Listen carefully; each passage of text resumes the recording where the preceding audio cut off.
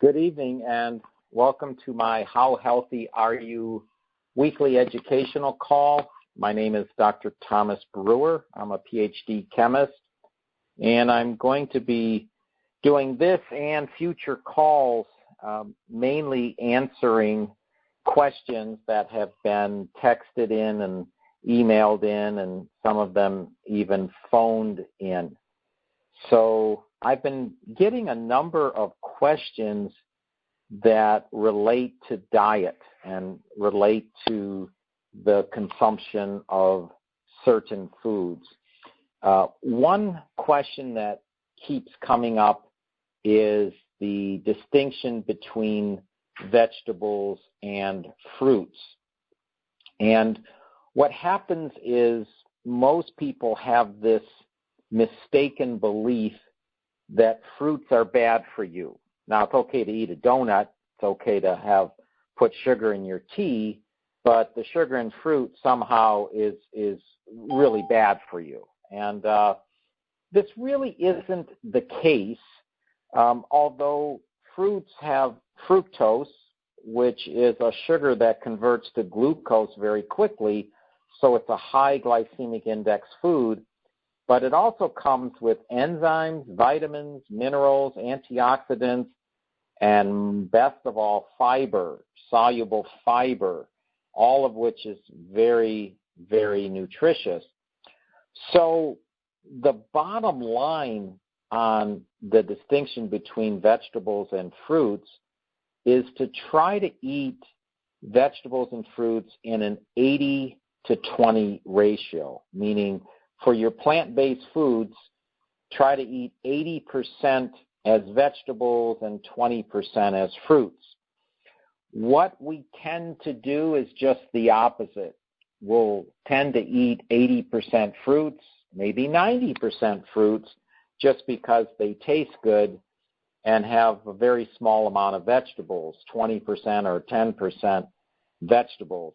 And that's where the problems arise, because the vegetables are a much lower glycemic index food, so the carbohydrates in vegetables convert to glucose much slower, and they also have plenty of fiber and plenty of vitamins and minerals and enzymes and antioxidants, but you have a slower rate of conversion of the carbohydrates that are in the vegetables. Now remember, whatever carbohydrate you eat, eventually it will get converted to glucose.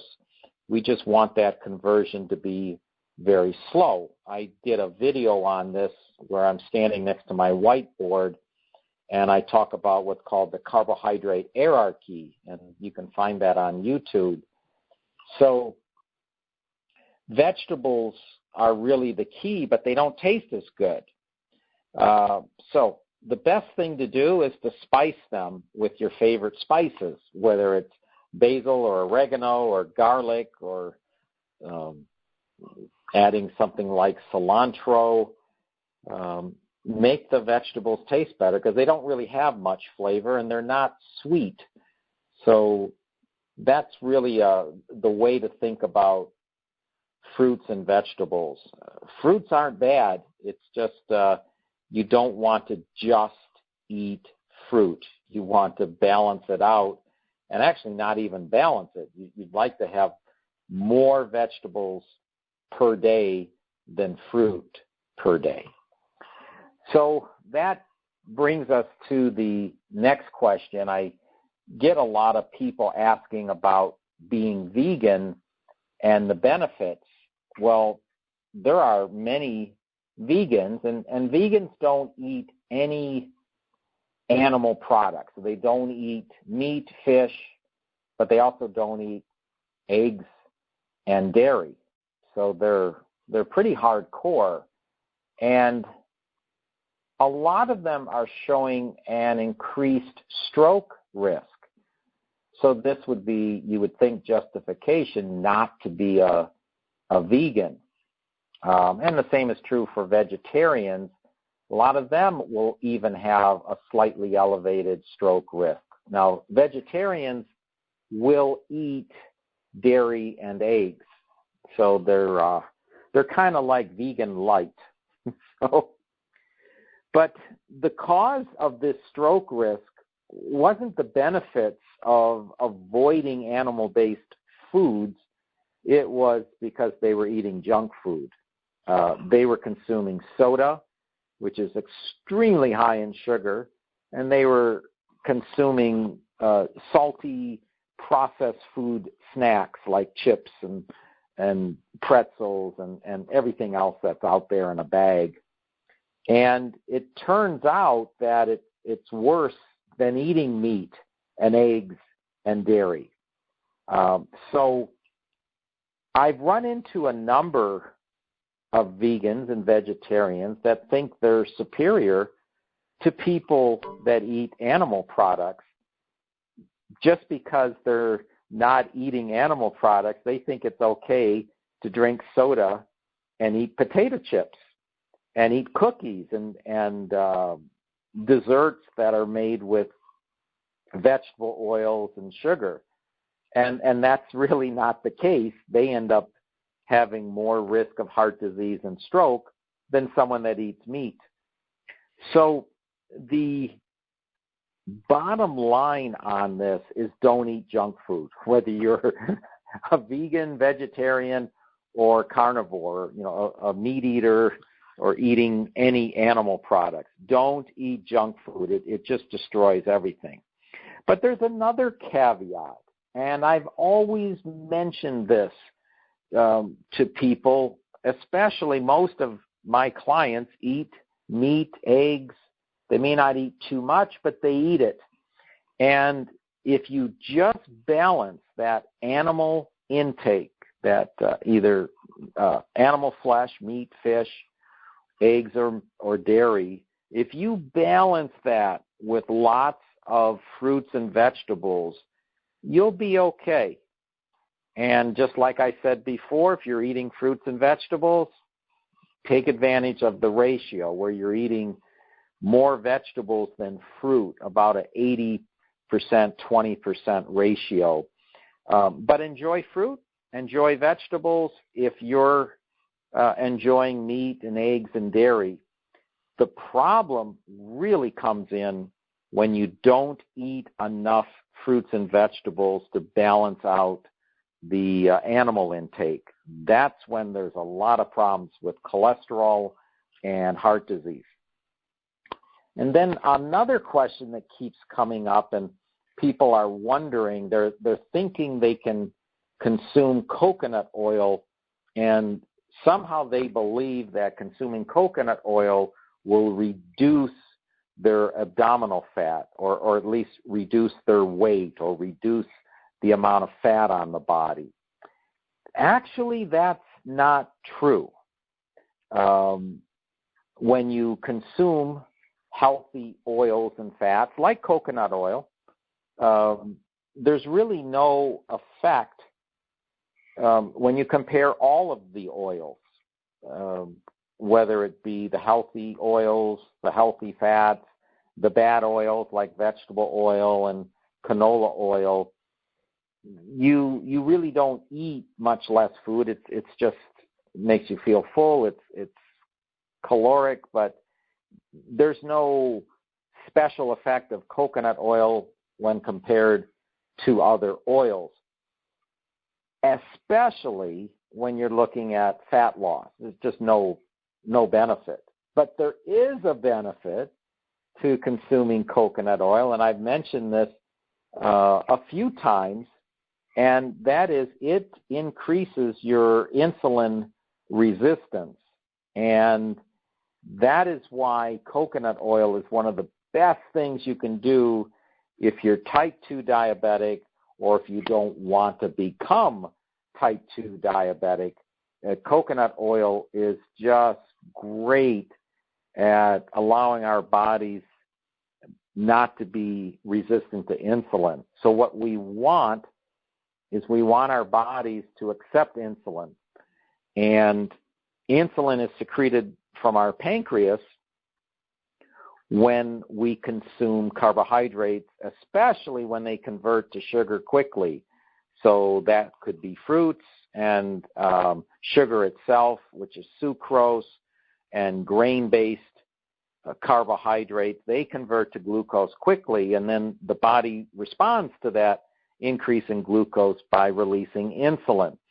Well, we want the insulin to do its job. We want it to grab the glucose and get it across the cell membrane so we can metabolize it. Our brains need the sugar. Our muscles need the sugar, in this case, glucose.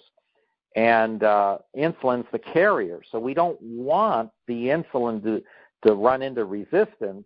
We want the insulin to be able to cross the cell membrane with glucose. We want it to do its job. We want it to work.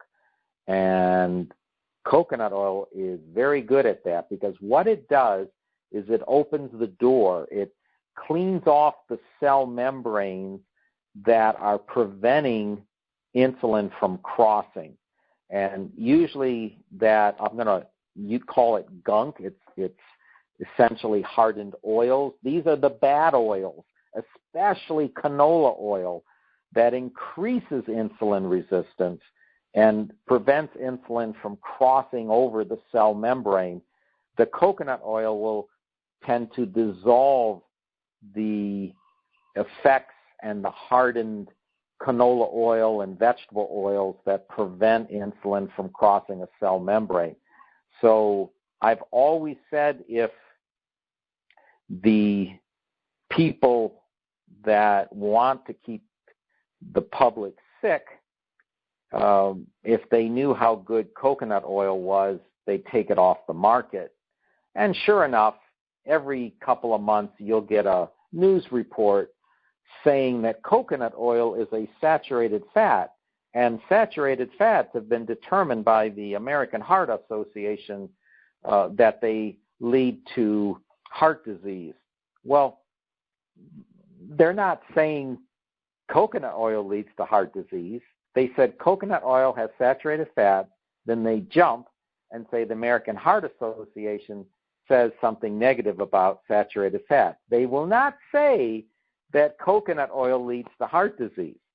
And so they're just tricking people, because the saturated fats in coconut oil are not long-chain saturated fats like those found in animal products.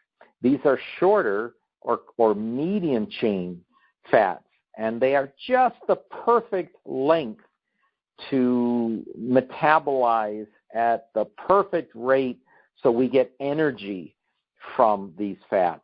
Fats are just full of energy. They're stored energy. They're full of calories, and they're very useful for the body. The fats are what makes our cell membranes function. So coconut oil and olive oil and grapeseed oil, these are all great fats, including avocados, and the fat from avocado or avocado oil, all really healthy fats to be used in moderation. As I mentioned in my carbohydrate video, I talk a little bit about fats too.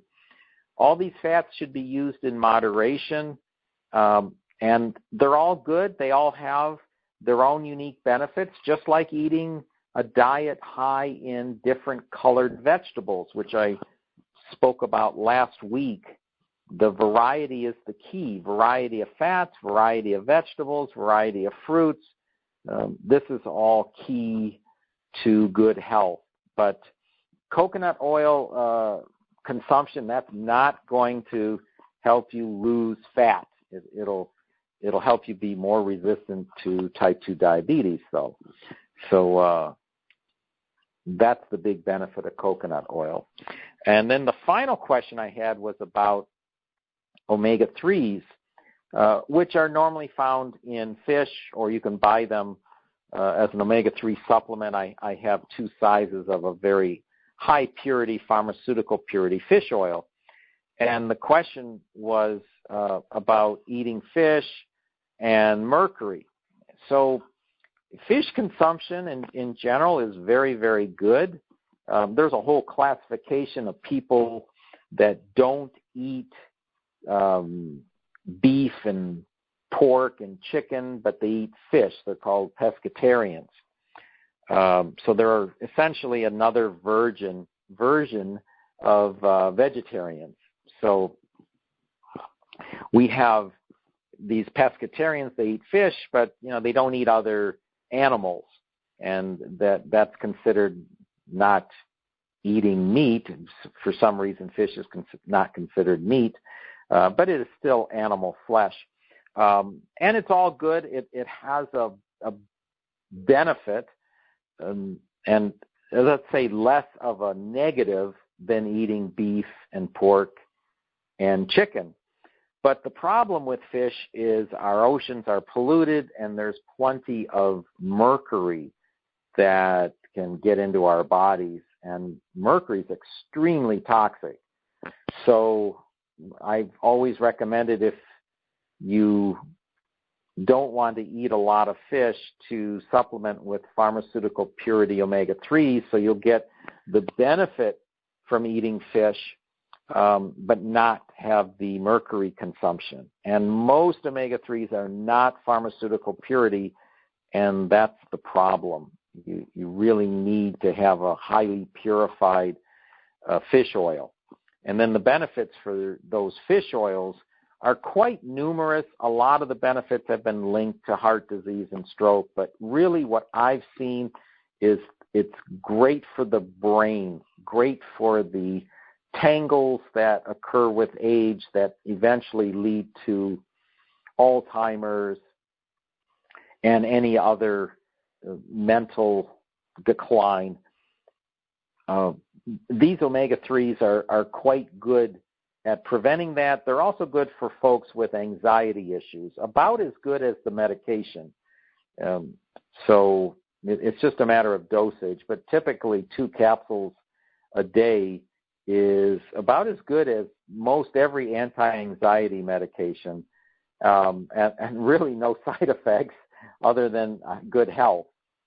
So thank you for listening, and I encourage people to ask questions between now and the next conference call, and I'll answer it on the call. And next week I'll be doing another call. I'm reminding everyone I'll be out of the office between August 26th and September 2nd. I'll be in Albuquerque.